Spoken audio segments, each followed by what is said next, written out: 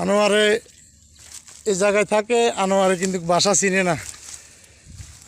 আমরা মন্দিরে আইসি একখানা সাইবেল্লাই, এখন আনোয়ারের বাসা হারাইয়া ফেলছে। চৌধুরী ভাইয়ে এখন আনোয়ারের বাসা নিয়ে যাইতেছে, কিন্তু অথচ আনোয়ারে এখানে থাকে। আনোয়ার, আনোয়ার